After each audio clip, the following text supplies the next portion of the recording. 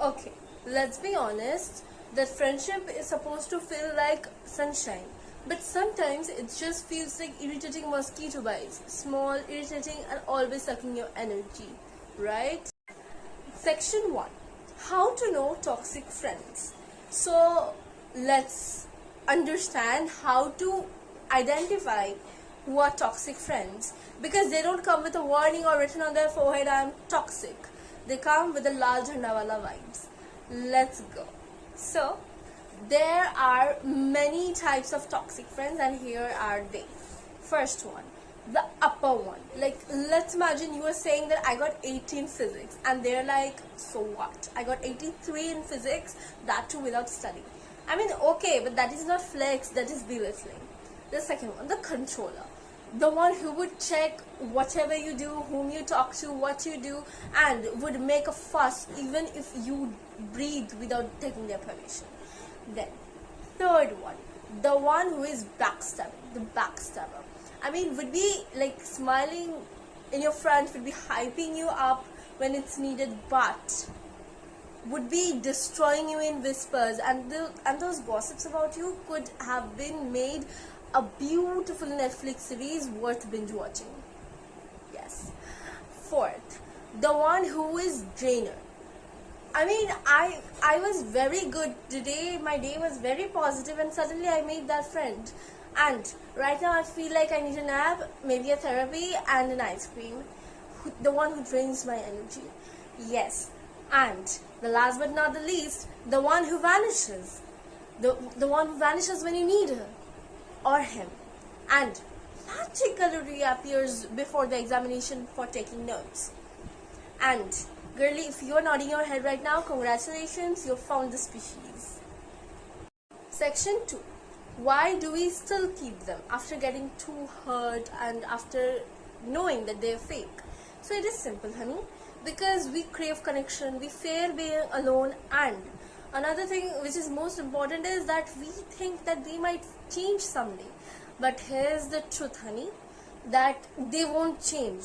The longer you grip, the more it will hurt. It's like completely holding a cactus. It's completely like holding a cactus. Holding on to a toxic friendship equals holding on to a cactus. The longer you grip, the more you will be hurt. And no, gloves are not going to protect you. Section 3. Now, how to actually deal with this mess step by step. First is self-check. Check yourself. Are you actually feeling drained out, and are you actually having some bad impact with which friends or with which friend circle, right? So first is identification and self-check. Now, second, set boundaries. Now, there is a common misconception that setting boundaries it's rude. No, it's not. You don't need to cut them off immediately. You can just start by setting boundaries, which is just tell them that I do not accept this. I need some space. I don't have time right now like this. Or maybe second, no, whatever you did, it was wrong. I won't forgive you for this. So this is setting boundaries. It's not rude. It's self-love, one form of, right? Third, communicate. Now, it is something very, very much common, and many people don't even get it, that they are toxic. So there could be many friends who don't even know that they're toxic. So you don't need to cut them off immediately right after setting boundaries. You can just have a calm talk with them that you did X, this made me feel Y, so you need to do Z instead. Like X, Y, Z, they are variables.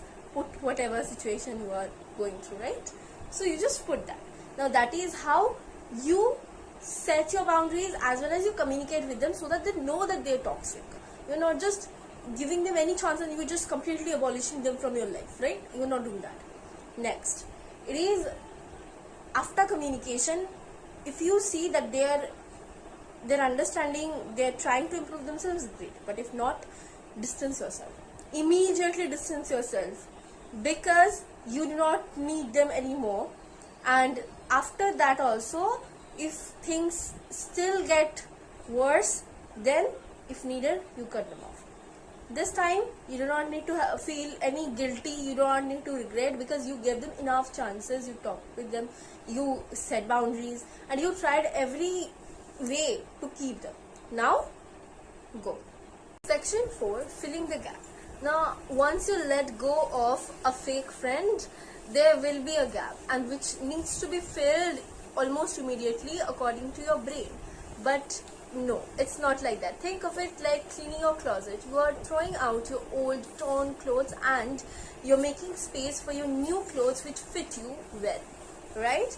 And listen, bestie, that you do not need to rush to get a good friend right immediately after you cut off one friend, because when you make space for good people and stop wasting your space for the wrong ones, they will automatically come to you. You do not need to rush behind them, you do not need to chase them. And at the end of the day, having 2 real friends who hype you like slay that selfie queen, you are a queen, like that is way better than having 50 fake friends. The big truth. What I learned is friendship is not supposed to feel like prison. It is supposed to feel like freedom. And if you are also surrounded by friends who always makes you feel lesser than your worth, or who drains out your energy, they are not your friends, they are your lessons. And lessons are not meant to stay forever. They are meant to teach and leave. That's it. If you are stuck in a toxic friendship, then remember, bestie, you're not walking away, you're not mean. You're just choosing peace over drama, glow up and growing over gossips, and self-love over self-doubt. And if you're constantly surrounded by people who love you, you will notice the change in yourself. Now surround yourself with the right company and send this to one friend of yours who actually needs to hear this. And if this video has helped you even one person, then hit that like button and subscribe for more real talk and life-changing advices. Bye.